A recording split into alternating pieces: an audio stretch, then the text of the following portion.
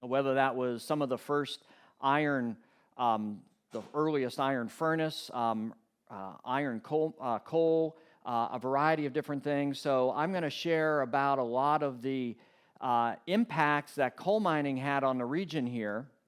Coal really dates back to the early 1700s throughout Chesterfield, Henrico, Hanover, and led to some of the earliest industrial achievements, which would have been, for this region here, the second earliest railroad that ever came to be, which was known as the Chesterfield Railroad, came about due to the discovery of all this coal. So for our area here, we know that the earliest discovery of coal in Chesterfield dated back to 1701. A fellow by the name of David Ministrier actually comes across an outcropping of coal, and that's the first documented use of that in his smithy or blacksmith shop. And of course, the earliest discovery was on the surface. Some of the first people who are credited with discovering coal were French Huguenots who settled in this area. And they were actually exposing coal seams from the wagon ruts on the roads and starting to extract all these veins of coal. But what no one knew at that point was the fact that we have some of the richest veins of coal that ever existed in North America, all through this area here. And that's what shocks people. When I give tours at Midlothian Mines Park, I ask people the first place that comes to mind, and I can tell you no one has ever said Central Virginia, okay? They always say Pennsylvania, Kentucky, West Virginia, Tennessee. No one says Virginia. But for nearly 240 years, this region had some of the best quality coal, bituminous coal, in the entire country. And we are directly in the center of what was called the Richmond Coalfield Basin. And these coal seams ran anywhere from 10 to 50 feet thick. And just about anywhere you drive through this region where there's probably a subdivision, underneath that area are probably some veins of coal that we have tapped into at some point over that time period. But these were going to be great quality coal, so much so that Thomas Jefferson requests coal from this region shipped all the way to heat the White House. They are shipping coal from the area all the way up to Boston and New York City, as far south as Savannah, Georgia. And of course, during the Revolution and Civil Wars, these coal veins play a vital, important aspect as well for the source of fuel to produce weapons for both armies. So enough can't be stated about the discovery of coal. And of course, in Chesterfield County, the importance of coal is so much that we still have a coal miner on our county seal. Okay?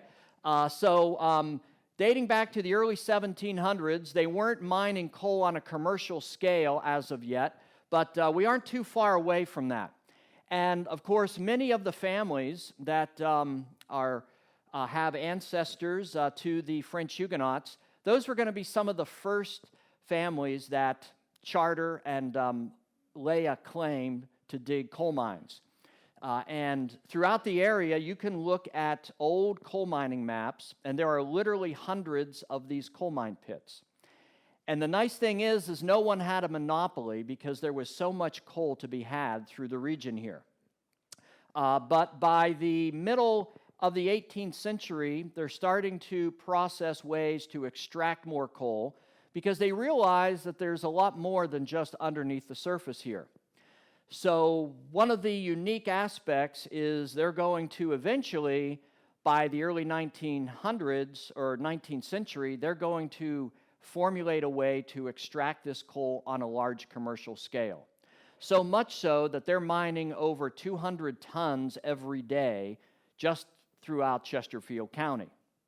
And anyone who had the knowledge or could buy land could have a claim to mine all this coal. And you have a lot of European immigrants, you have slaves and free blacks all laboring together working in these coal mines.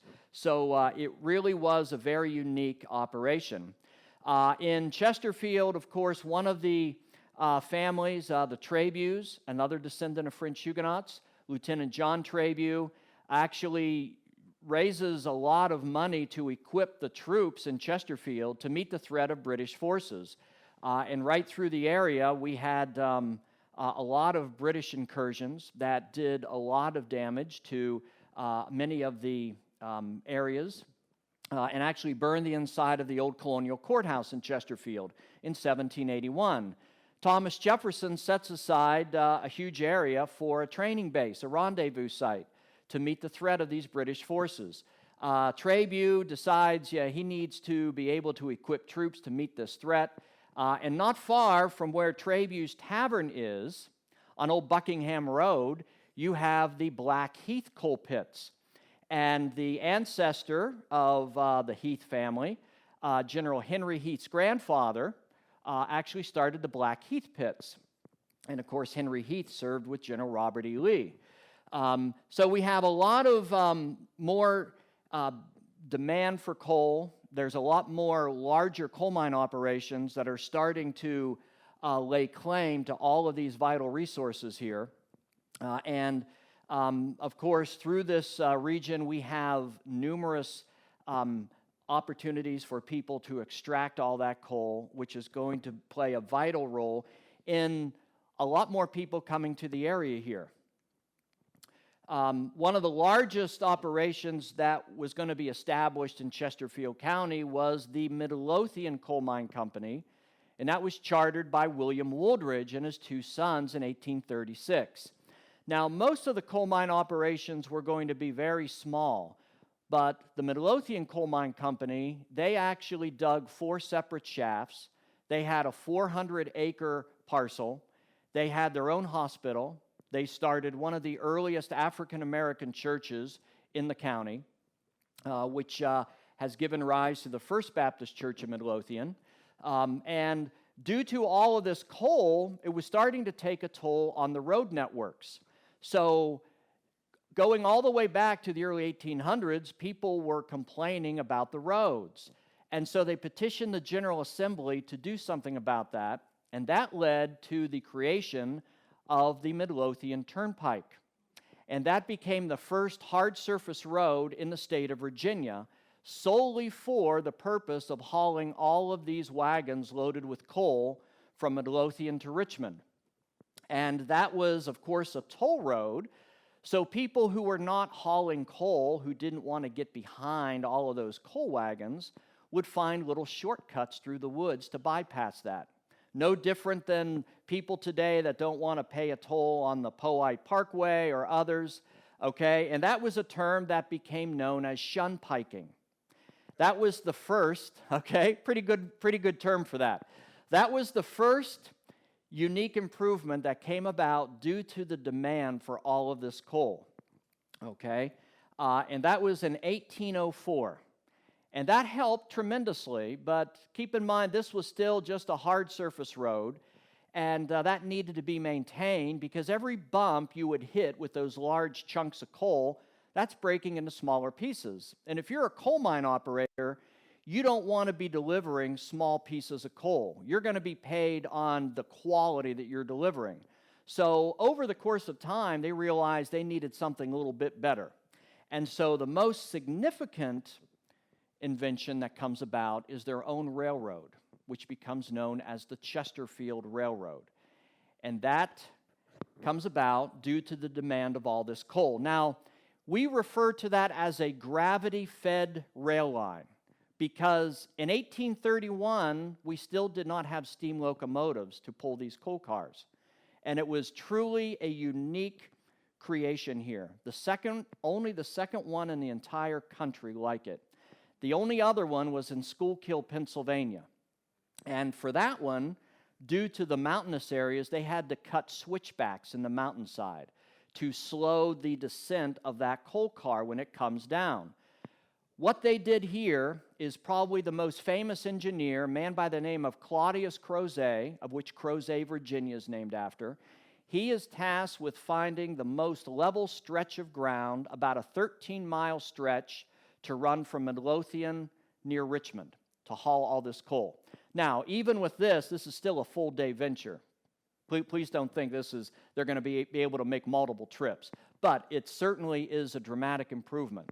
And just a little further down on Midlothian Turnpike, just past Midlothian Mines Park, you still have a 200-foot section of the original grade of this gravity-fed rail line that still exists today.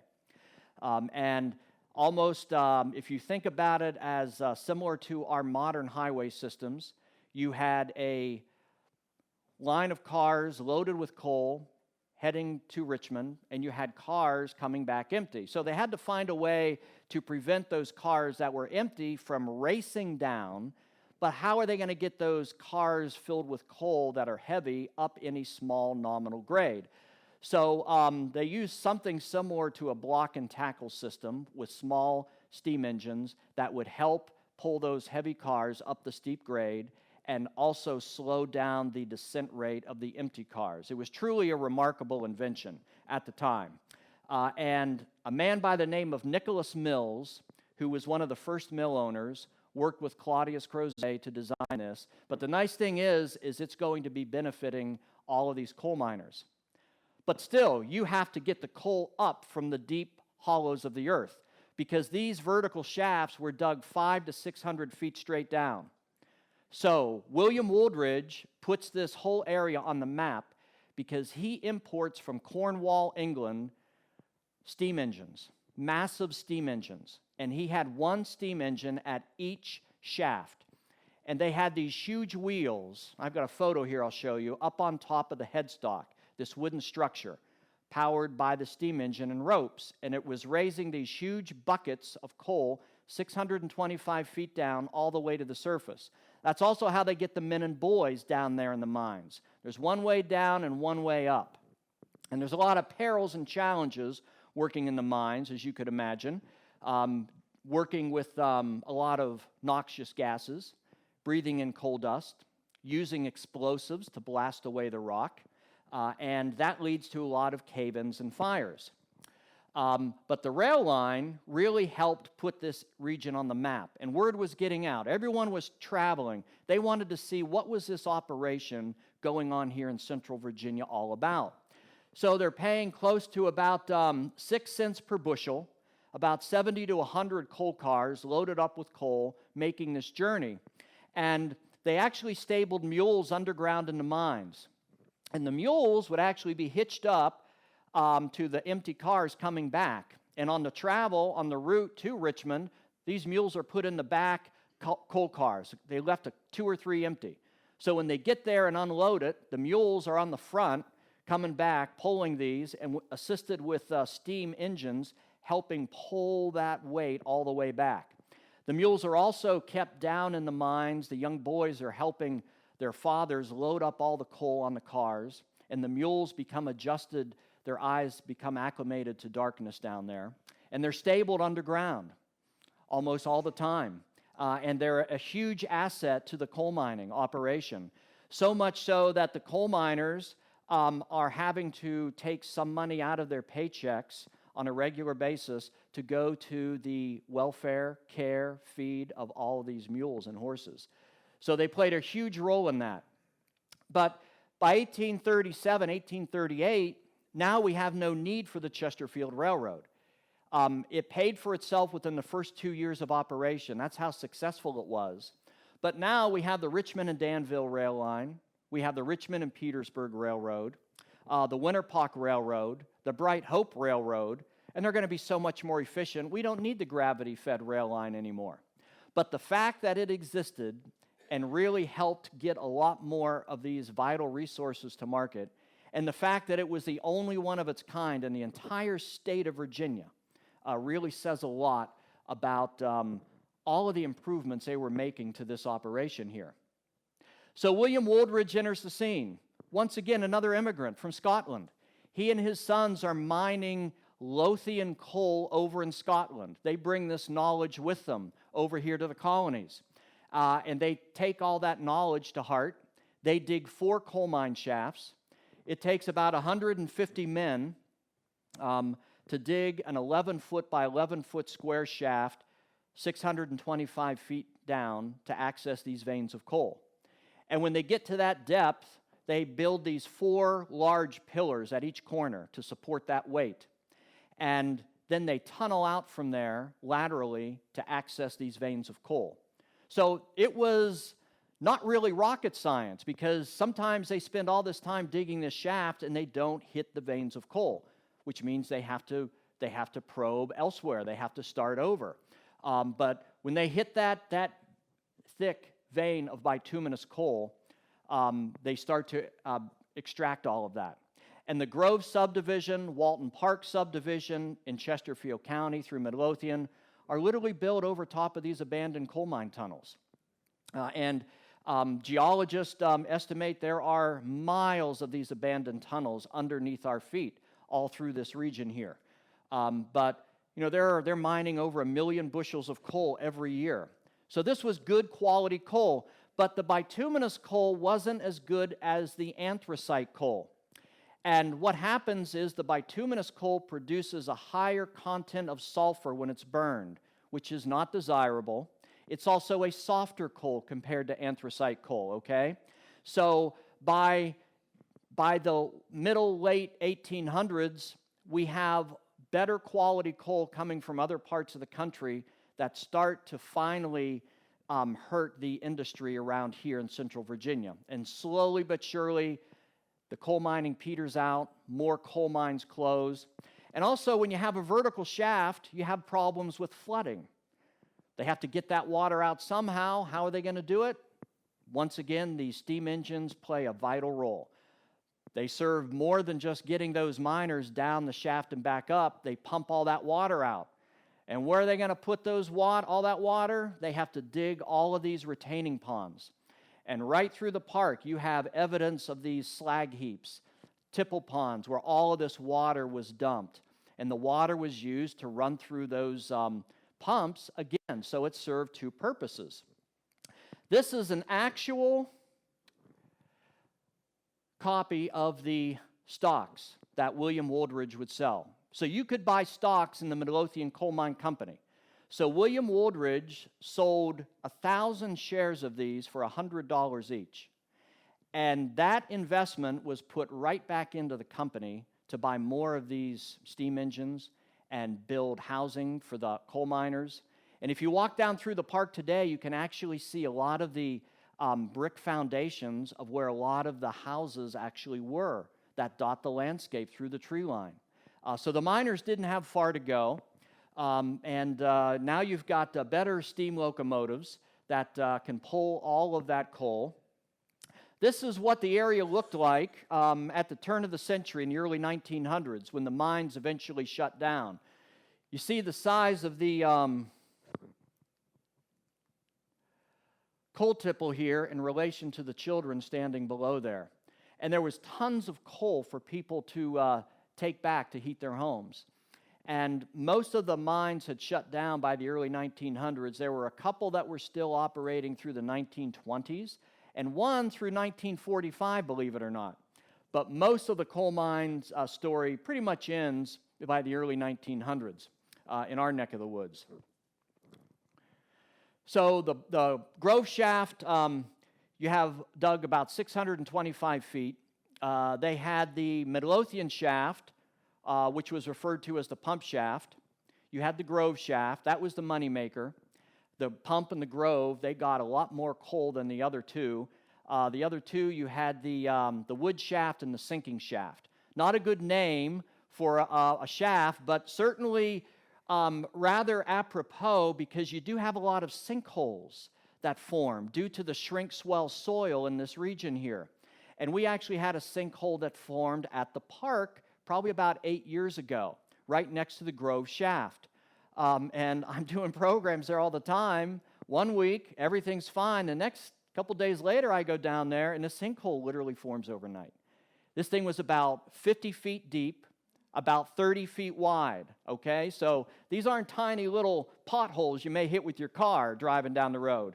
You see one of those things, and it's going to swallow you up whole. And so we had to fill this thing in. It took a long time to be able to get that funding to do that. So we had to build a fence around there. And throughout the region here, when they're digging, laying out lots for a lot of these homes, sometimes it has swallowed up earth-moving equipment. It's swallowed up graders, backhoes, operators barely able to get out before these earth-moving equipment falls into these huge sinkholes. So they can be quite devastating. These shafts are extremely deep, 500 to 600 feet deep, and the men are working around the clock, a 12-hour shift, Monday through Saturday. So they typically don't operate Sunday, but if you have a lot of heavy rain like we've had recently, they have to pump all that water out, because the water, when it gets down to that depth, it's shooting out into these lateral tunnels. So it's not safe to send the miners down there. So they have to pump all that water out, which means they're losing time and money. They're losing manpower hours, and that's less coal that they're able to ship to the market. So there were a lot of challenges and pitfalls with that. But these steam engines play a huge role. Without them, it was going to be really difficult for them to really get a whole lot of that coal to market. The early gravity-fed rail line proved to be just a huge asset to the huge coal mining story that evolved through the area here. This is sort of a closer a version for you here. So you have these huge wheels. This is what's called a windlass. And back in the back here, behind the wooden frame buildings, this is where the steam engine would be. And if you can imagine sort of, I've got a lot of family that live in Pennsylvania, and around the turn of the century, you know, that was such a dirty city with the steel mills and everything, and huge plumes of smoke filling the air. Very different from today. And this is what it would have been like around here with these coal mine operations. Very unsafe conditions.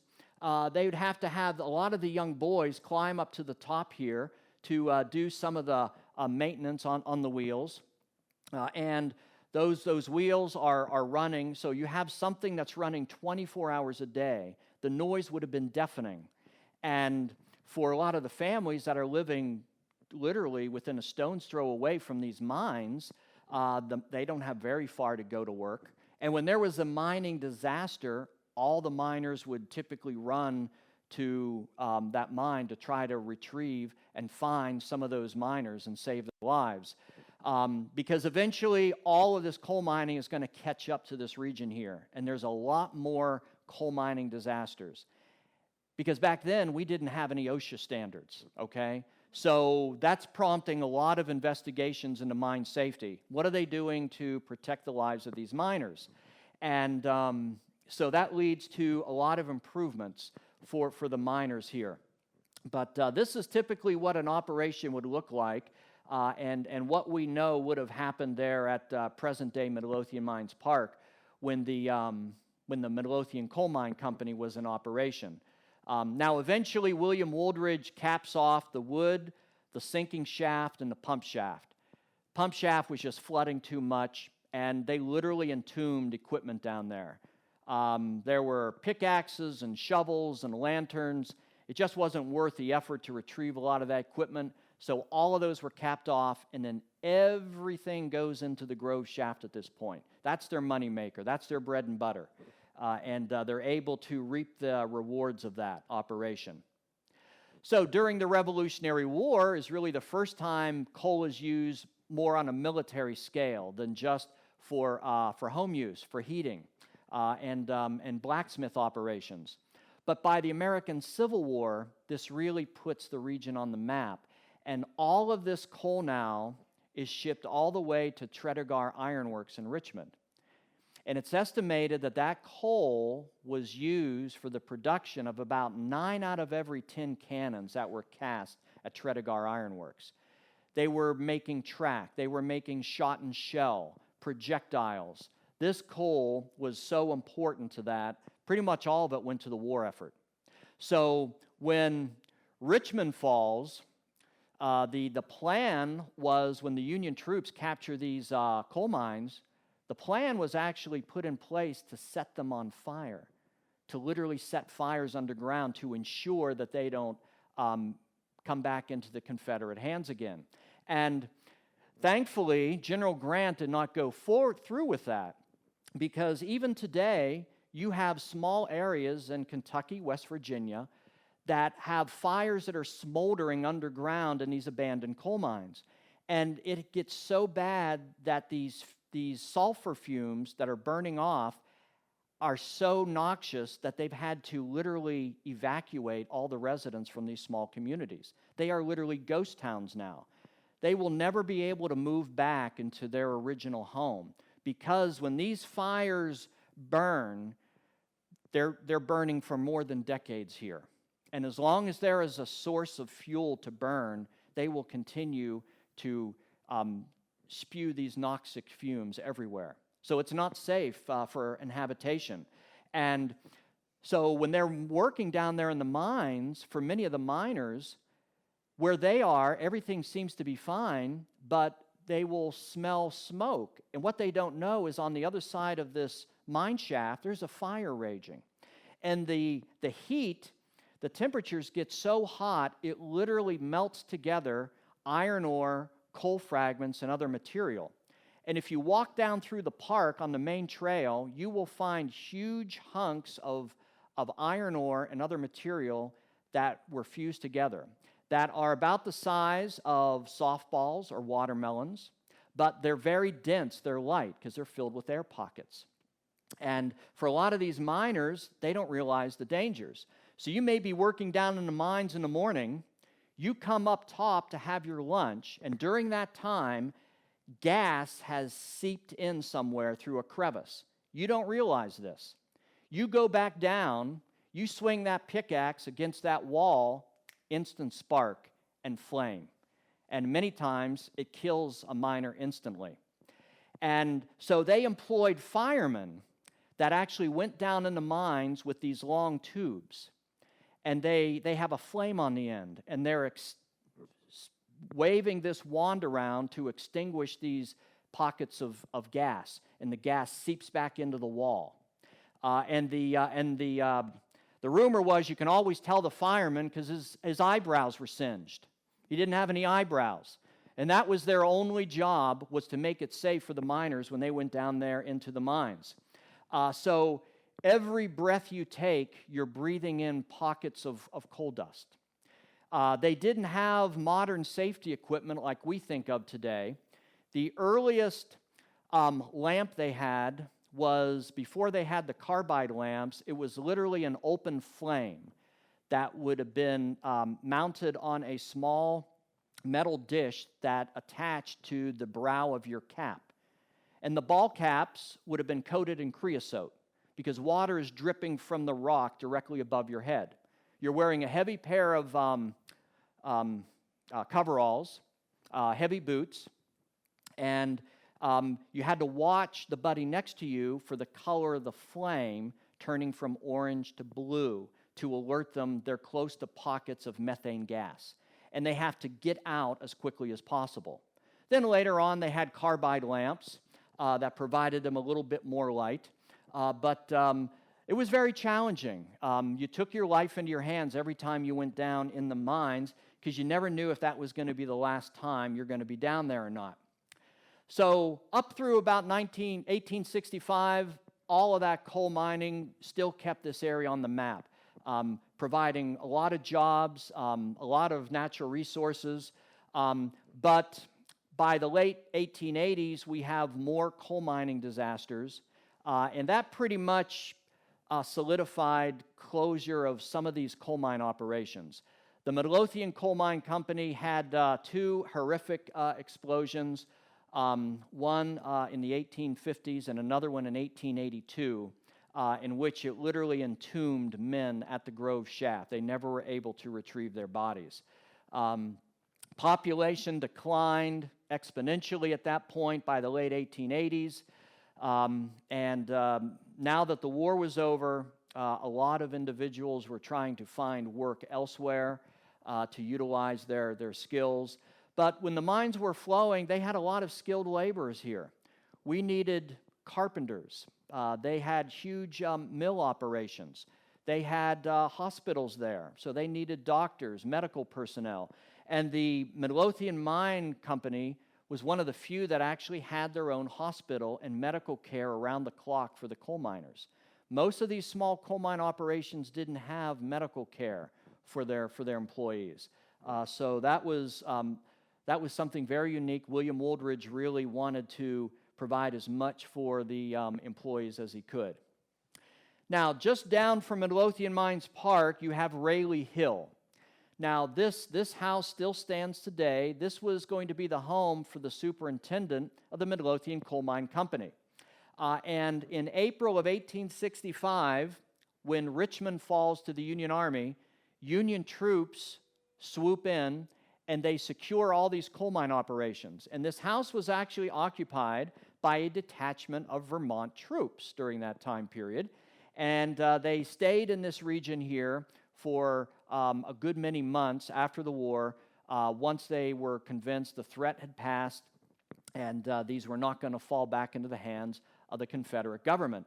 But directly behind this house, they had the Rayleigh Hill pits. So there were numerous small operations that dotted the landscape all through this area here. Many were not the size of the Midlothian Coal Mine Company, okay? They were certainly the exception. But a lot of these facilities still stand today.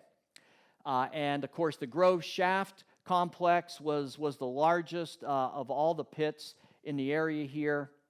And that's where all of the work eventually is going to turn to once the rest of the shafts are closed. Everyone's going to focus their attention there. But you still have a lot of the evidence of the slag heaps, the retaining ponds, everything that would have been used. And a little further down from the Grove Shaft, we have what's called the Murphy Slope, which is a stone abutment that was actually added in the early 1900s, a little late in the game, but a company, oddly enough, from West Virginia steps in and buys the company out. Sort of apropos, being all of that coal mining now is going to switch to that region of the country. And they build a incline track rail line that allowed them, with a coal tipple, to actually load a lot more coal in a quicker time period, grind up large chunks of coal to dump it into the rail cars by a huge hopper overhead. William Wooldridge had nothing like that when he had his operation. So they put a lot of money in here. And close to where the Port of Richmond is today, they bought a lot of land, built newer homes for the coal miners with the attempt to try to keep coal mining a viable industry in this region here. Unfortunately, it was a little too late for that, because most all that coal mining now has shifted to other parts of the country. This is one of the trails. This is a joiner trail from the main one at the park, and this would have been the path of the narrow gauge rail line, a spur line that actually connected with the Chesterfield Railroad. And if you walk the park, about 2015, this is pre-2015, because now we have expanded that. It's twice that width, because we get a lot of visitation there at the park. And now it's a nice walking trail. We added a brand new bridge, but this is the original foundation of the old railroad. It was a narrow gauge rail line. And you can actually walk the same path that rail line would have run. Same with the paved path, the main path at the park. You walk that, and it is straight as an arrow. A couple small turns, but most of that is very straight. And that's what they wanted. They needed to have something that didn't have a whole lot of turns. So after William Wooldridge sells out, then they've got a number of operations come in here. James River Coal Corporation initially buys everything up, lock, stock, and barrel. And then the Murphy Coal Corporation comes in. It was interesting to note that when the war ended, William Wooldridge supposedly had barrels and barrels and barrels of Confederate currency. So he goes from being a millionaire on April 1st, okay, and then on April 2nd, he's pretty much a pauper, because all that money is Confederate currency. It's not worth the paper it's printed on. So he was a very wealthy individual before that war ended. And then Murphy Coal Corporation, they purchased close to 2,000 acres. They build this huge area with the coal tipple, which for a brief period of time, was very successful, but at that point, they hold on for maybe another 10 years, and that was pretty much about it. By 1942, one of the last coal mine operations eventually closes, and that's pretty much the end of the story of coal mining in Chesterfield County in our region here. But this gives you an idea of some of the buildings that still existed where the park is today, that were frame buildings in the middle part of the 1900s before they just fell into ruins. And today we have a lot of the original stonework of the Grove Shaft that, thanks to our partnership with the Departments of Mines, Minerals, and Energy over the last decade, the Midlothian Mines Foundation has been able to accomplish a lot of improvements to that park. And for many people who may not have visited there in a long time, I think they would be shocked to see the number of improvements that are going to greet them. In 2005, this was the opening ceremony here when we opened the park to the public. And it may be a little hard to see from where you're sitting, but the original fence was an ugly chain link fence that ran all the way around the ruins here of the Grove Shaft. All this vegetation was growing up all over the area here. And I'm going to show you a photo here shortly of what the site looks like today. Dramatic improvement compared to what it started out looking like in 2005.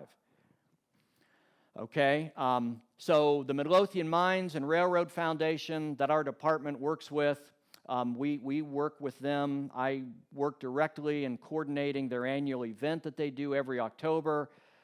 They employed an individual who organized a concert series at the amphitheater, which was something new that was added, and we hope to be able to get back and offer those concert series here in the future. But the site has improved tremendously, because when the park opened, we had a very small parking lot on the east side of the park that would hold no more than 12 cars. Now we have a brand new parking lot on the west side that will hold over 200 vehicles. It has a reproduction headstock, which you're going to see here. It has an amphitheater, has a beautiful lake with walking trails, and this park is probably one of the largest visited parks that we have every year. I mean, literally thousands of people visit that. So this is what the Grove Shaft looks like today. Very different from that earlier photo where you had all that vegetation on the wall. We have this support structure in here to prevent this keystone from collapsing. This is one of the next projects. We need to bring in some stonemasons to repair that. Same with over here. But most of the walls are gone. The roof is gone. But we're going to be doing some work on the front here to repair the overhang that would have existed there. There would have been a door right here where you would have entered, and right behind here is a huge circular opening made of brick that was fitted with a huge ventilation fan. Because what these steam engines did, they're running 24 hours a day, they pumped in fresh air that was powerful enough to be sent down over 625 feet. So the miners had fresh air. But they have to get rid of stale air. So how do they do that? Another 100 feet or so, they have to dig another vertical shaft, build a fire, as dangerous as that sounds, to suck out that stale air, pump in fresh air due to these ventilation fans. It was truly a remarkable feat what they were able to engineer in the 1800s. And no one else was doing it. So in 2012, this monstrosity was unveiled. This gives you an idea of what would have been on top of every single coal mine shaft. This is the location of the middle shaft at the park today. It is capped off. You have this structure known as a headstock. You see the wheels up top here. And we have an iron fence all the way around that. And directly behind where this photo is taken was the pump shaft. On the other side of the park is the Grove. And behind this, where the Midlothian Elementary School is, would have been the wood shaft. So these were monstrous additions here, but really gives the visitor a better idea of what would have been there during the 1800s. This is our amphitheater. Has a beautiful setting with the lake directly behind it there. And in the past, we've had Susan Greenbaum perform there, U.S. military bands, a variety of different musical groups, bluegrass, a variety of different genres of music. So we're hoping to be able to bring that back here in the future as well. And this is the repaved trail, that expanded trail of the original railroad path, that photo that I showed you earlier. So this widens that area out, and it's a really nice trail, walking trail. And you have a railroad bridge directly in front of you there. And the Midlothian Mines Foundation could have taken the short route and decided just to put in any sort of trail, but they didn't do that, or bridge. They wanted to get actual documentation and photos of an old-style railroad trestle bridge. And that's exactly what we ended up building here when this was dedicated in 2015. And this is the end result of what that looked like. And it's sort of faded now, but down the center of that bridge, they put two strips of wood that they stained to resemble the railroad track running down the center of that. And they were able to find old photos of what the old-style railroad trestle bridges looked like. So they spent a little bit more money than what they really needed to, but in the end, it turned out really nice for them. And this is what the Murphy Slope looks like. Now, directly in front of that, we've got another beautiful iron fence that wraps all the way around that. Up on the top side here, this slopes down in the back, okay? Cars would have been coming up here, and directly overhead was a huge suspension bridge and this huge footbridge. So wagons of coal would have been running across this bridge, and over in the center here, about where the trail is, was this huge bucket, okay? And the coal's dumped into this huge bucket and ground up, and the trains pull right underneath. Where the visitors walk today is where the train tracks would have been running. So you're walking literally on the footpath of where those railroad tracks once existed. And they grind up that coal in the bucket, and they dump it right inside those rail cars. Now, in 2017, I believe it was, we worked with Departments of Mines, Minerals, and Energy, and we wanted to pump out the water from the vertical shaft. And when they did that, they pulled out this huge wheel, which was one of the wheels on top of the windlass. Now, the next photo is going to give you a good idea of just how monstrous these things were. This photo doesn't do image, doesn't give it the respect it deserves. When they pulled this bad boy out, this is the size, complete, made of iron here. And these were two of these wheels, very massive, mounted all the way on top of that huge wooden headstock. Also, when they pulled that out, they also pulled out these huge timbers here. These timbers, when they made that mine shaft, they had kilns on site, and they baked bricks there, and the inside of the shaft is still lined with all those bricks. And it's still in immaculate condition today, okay? And they lowered a camera down there, and they were able to get some footage of what that looked like. And so we have these wheels, we have the timbers. When the foundation gets completed with a visitor center on the other side of the park, all of these items are going to go in there. So they'll have a lot of items on display. It'll be offices, education center, modern restroom facilities for us at the park. This is going to be one of the last capstone additions that really puts that park on the map for us. This is an example of one of the small sinkholes that existed there when we were filling up that mine shaft, just to give you an idea of that. You have a lot of evidence of those retaining ponds, but in the back, you still have that ugly chain link fence. That is all gone now. This is an extremely deep lot, and it was a massive expense to replace that chain link fence with a nice wrought iron fence. Once again, the foundation didn't have to go to the extremes that they did, but they spent a lot of money, more money on this fence than what they probably wanted to. And it's hard to see, but all of these cross-member braces that you see right down the center there, those are old railroad tracks, okay? And this gives you an idea of the size of that lot. This was a huge, massive expense to do that. But it really sets that apart.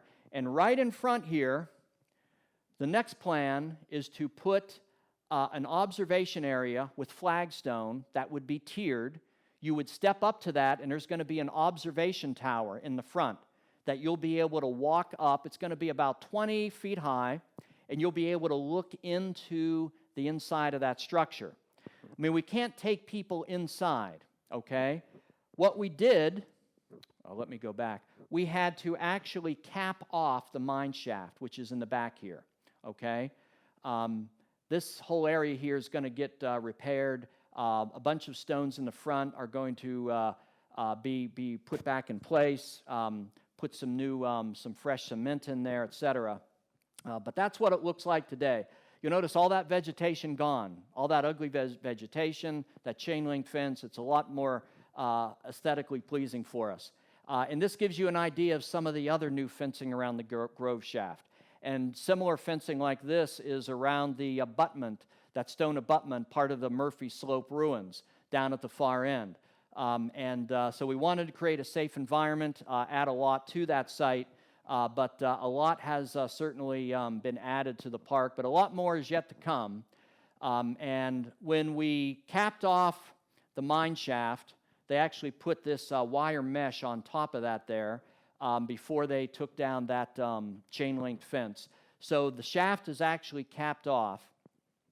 As soon as they finished pumping all that water out as much as they could, that water just receded and filled back in there. There's just so much water under there. It's just going to be too much money to try to pump all that water out, which is sad, but it's not to the point where we'd be taking people down in the mine shaft anyway. It's just not safe to do that. But for the future of the park, what they want to do is add some more interpretive signage. They also have a cemetery. The Wooldridge Family Cemetery is directly behind the lake. The next plan is to work on interpretive signage to put around the cemetery there. We've went in last year and removed a lot of vegetation in the cemetery, improved that, and then they have a tunnel that VDOT put in for us that runs underneath Woolridge Road, so the public doesn't have to cross the traffic and play Frogger, okay, and hopefully dodge the vehicles. We don't want our visitors to have to go through that. So we put in this tunnel, thanks to VDOT, and one of the big plans for the foundation in the future will be to paint murals on the inside of that tunnel, put period lighting at both ends to recreate for our visitors a better idea of what entering a mine shaft would have been for those miners back in the 1800s. So there's still a lot of plans that still need to come here for the park, but thanks to our partner with Departments of Mines, Minerals, and Energy, we've been able to accomplish a lot. And with the improvement to trails, the trestle bridges, the amphitheater, the headstock, new interpretive signage, and they helped with a lot of new signage as well. It truly has been a wonderful addition. One of the nice parks, historical parks that we have, we're looking forward this fall to finally getting back to offer our events as well. Last year, all we did was offer walking tours, but we're looking forward to planning our usual event this year with a lot of coal mine and railroad exhibits, musical performances at the amphitheater, a lot of different things. So if you haven't had a chance to visit that neck of the woods, I think you'd be pleasantly pleased with that. I want to thank you for letting me come in tonight and share with you different historical topic here, but something of importance in the region. Thank you very much. Brian, are you open to questions? If anybody has any questions? Anybody? Yes, I knew I could count on you, Mr. Hannon. I do. People are watching at home. Where did the original railroad end? How far down the river? And then how did they get the coal across the river? Ah, yes, good point. The rail line, to the best of our knowledge, ended somewhere in the vicinity near the complex of the port, just on the outskirts of Richmond.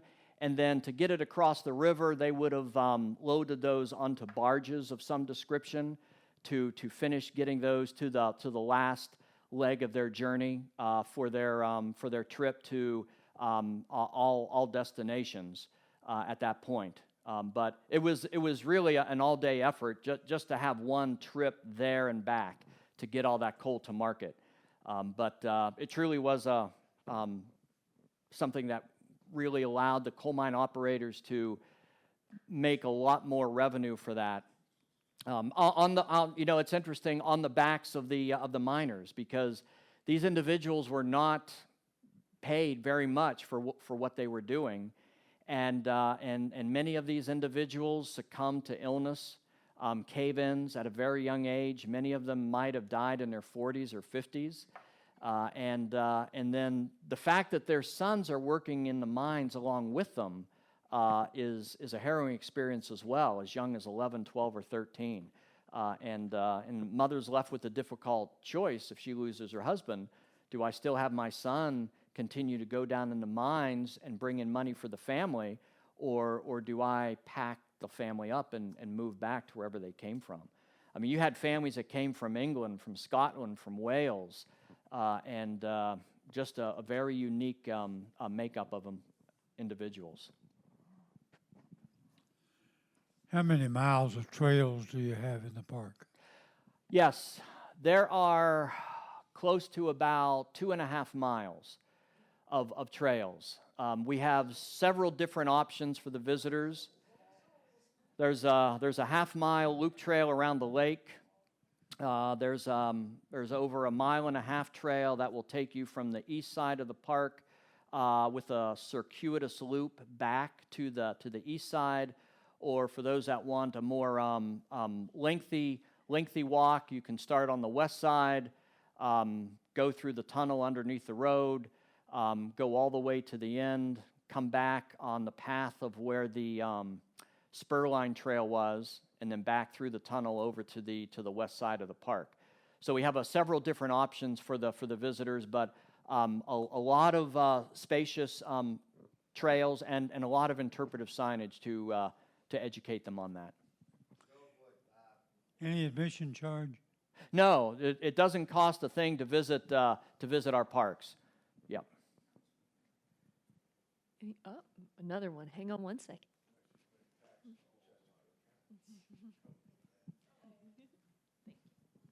Would it be correct to say that the early railroads were built, the early rails for the road were built of the finest quality wood that could be found? Yes. Yeah. I would think so. And thankfully they didn't have a COVID pandemic at that time period, because certainly the cost of all those supplies would have skyrocketed. That might have made that impossible to get that good quality products to build what they needed. Yeah, good point. Okay, any other questions? No. All right, well, thank you, folks. Appreciate it. Thank you, Brian. Thank you for coming out tonight. I want to know how many people are going to go home singing 16 Tons. Thanks for coming out. Thanks for watching at home. Remember, you can come to Monday night programs. We can have a full house again, so bring your friends next week. We will have a gentleman by the name of Charles Arthur. He was our last performer before the pandemic, if you remember that. So he is coming back, and we are going to pray and do everything we need to do to make sure we don't have a repeat of what happened the last time he came. So thank y'all so much for coming out, and we'll see you next week. Take care.